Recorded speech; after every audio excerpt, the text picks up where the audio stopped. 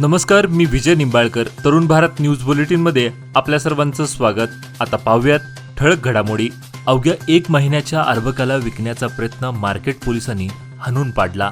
यामध्ये डॉक्टर, कंपाऊंडरसह अन्य 5 जणांवर गुन्हा दाखल करून त्यांना अटक करण्यात आली असून यासह अशा घटनांचा तपास करणार असल्याची माहिती पोलीस आयुक्तांनी पत्रकार परिषदेत दिली.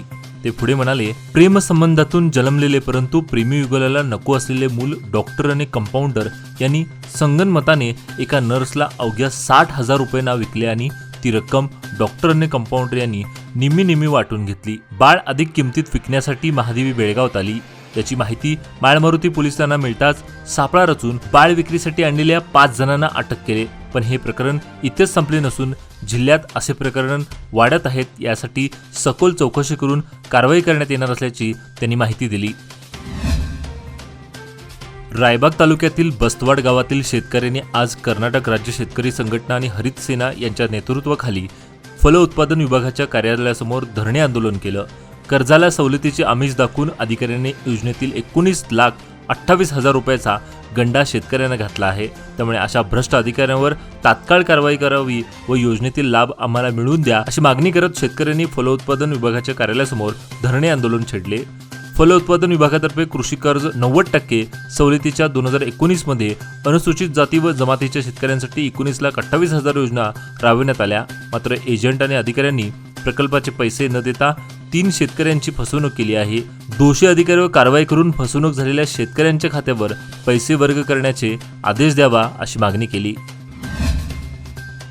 देसूर येथे नव्याने उभारण्यात आलेल्या धर्मवीर छत्रपती श्री संभाजी महाराजांच्या पंचधातू मूर्तीचा दुधगाभिषेक लोकार्पण सोहळा रविवारी श्री शिवप्रतिष्ठान हिंदुस्थानचे संस्थापक संभाजी भिडे गुरुजी यांच्या उपस्थितीत झाला. सोहळ्याची सुरुवात सकाळी छत्रपती श्री शिवाजी महाराज सर्कलमध्ये शिवाजी महाराजांच्या मूर्तीचं पूजन करून त्यानंतर गावात सुवासिनींनी डोक्यावर कलश घेऊन सौवाद्य मिरवणूक काढली. मिरवणुकीद्वारे गावातील सर्व मंदिराचं दर्शन घेत धर्मवीर छत्रपती संभाजी महाराजांच्या उभारण्यात आलेल्या मूर्तीच्या मिरवणुकीचे आगमन झाले. त्यानंतर विधिवत पूजन सतीश काळसेकर दाम्पत्याच्या हस्ते झाले.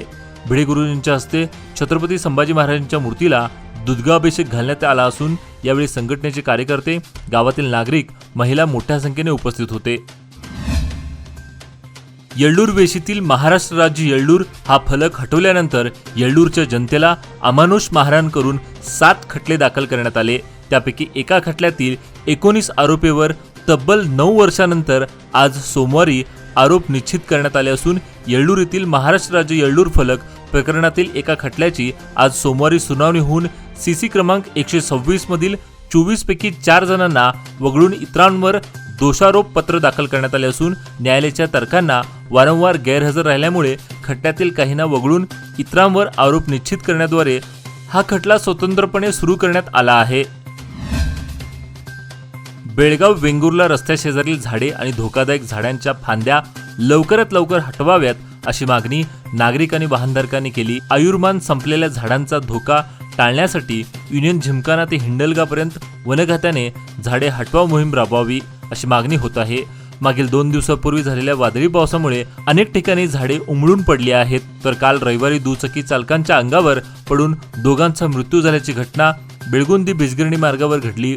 त्यामुळे संभाव्य धोका ओळखून वनखात्याने धोकादायक झाडे हटवण्यासाठी पुढाकार घेणे गरजेचे आहे. पर्यावरण संवर्धनासाठी दरवर्षी वनखात्यामार्फत लाखो रुपयाची लागवड केली जाते. मात्र आयुर्मान संपलेल्या धोकादायक झाडांचा प्रश्न उपस्थित होऊ लागला आहे.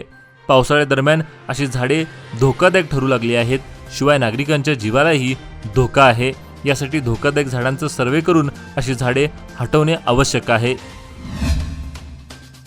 शहरातील वाहन चालकांना आता वाहतूक नियमाचं काटेकोर पालन करावे लागणार असून एकेरी मार्गावर वन वे नियम तोडून विरुद्ध दिशेने वाहन चालवणाऱ्यावर थेट पोलीस कारवाई केली जाणार असून पोलीस आयुक्तांनी प्रसिद्धी दिलेल्या पत्रकानुसार शहरातील 8 एकेरी मार्गावरील वाहतुकीबाबत सूचना करण्यात आल्या आहेत. त्यामुळे शहरातील 8 एकेरी मार्गावर यापुढे विरुद्ध दिशेने संचार करणाऱ्यावर वाहतूक पोलिसांकडून कारवाई केली जाणार आहे. यामध्ये Kirloskar road, Kelkar Bagh, Ansurkar Gali, Ramdev Gali, Ganpat Gali, Kalmat road, Nehrunagar second cross, Nehrunagar third cross या मार्गावर कडक नियम लावण्यात आले आहेत.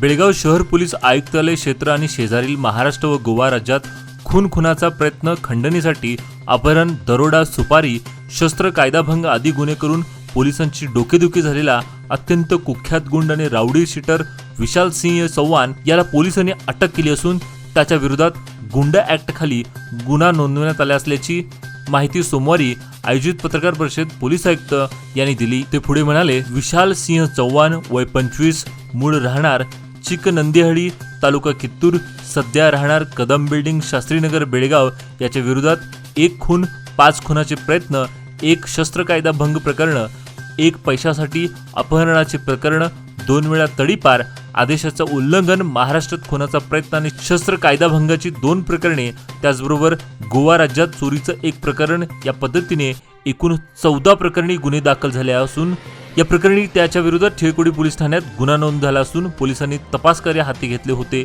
त्यानुसार पुन्हा विशाल सिंगला गुलबर्गा येथे हलवले आहे अशी माहिती पोलिसांनी दिली।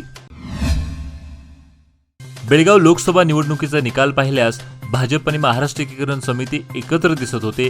गेल्या 25 वर्षांपासून बेळगावमध्ये काँग्रेस, भाजप आणि महाराष्ट्र एकीकरण समिती यांच्यात तिरंगी लढत होती।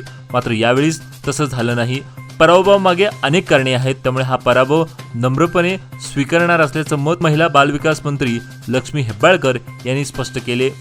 उपमुख्यमंत्री डी.के. शिवकुमार यांची भेट घेतल्यानंतर पत्रकारांनी विचारलेल्या प्रश्नांना उत्तर देतेवेळी बोलत होत्या। राज्यातील काँग्रेस सरकार लोकसभा निवडणुकीनंतर हमीभाव योजना बंद करेल असं भाजपचं म्हणणं होतं, पण ते फेटाळून लावत 5ही हमीभाव यापुढे देखील कायम राहतील असं त्यांनी सांगितलं। शिवबसवनगर बेळगाव ब्रानी स्टार शाळेजवळील रस्त्याची अवस्था दयनीय झाली असून बिघडलेला फुटपाथ रहिवाशांसाठी आणि प्रवाशांसाठी एक महत्त्वाचा चिंतेचा विषय बनलाय, ज्यामुळे सुरक्षेला धोका निर्माण होत आहे। त्यामुळे मोठ्या प्रमाणात गैरसोय होत आहे। परिसरात सुरक्षित आणि सुरळीत वाहतूक करण्यासाठी त्वरित लक्ष देणे आणि जी रस्त्याची अवस्था झाली गांभीर्याने प्रशासनाने लक्ष देऊन ही समस्या दूर करावी अशी नागरिकांची मागणी होत आहे।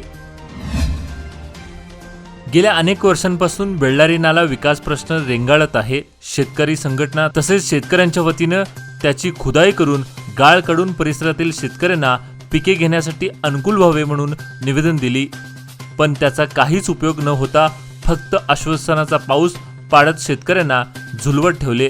हवामान खात्याने चांगला किंवा मुसळधार पाऊस होईल अशी माहिती दिल्याने संभाव्य धोका ओळखून बेळ्ळारी नाल्याचं तोंड खुले करून अनगोळ येळ्ळूर मजगाव शिवारातील शेतकऱ्यांना दिलासा द्यावा, तसेच बायपासच्या कामाने येळ्ळूर मजगाव शिवारातून येणारे पाणी अडवणूक होऊ नये यासाठी ज्या ठिकाणी नाले आहेत ते बंद झाले आहेत पूर्ववत करून येथील शेतकऱ्यांना दिलासा द्यावा।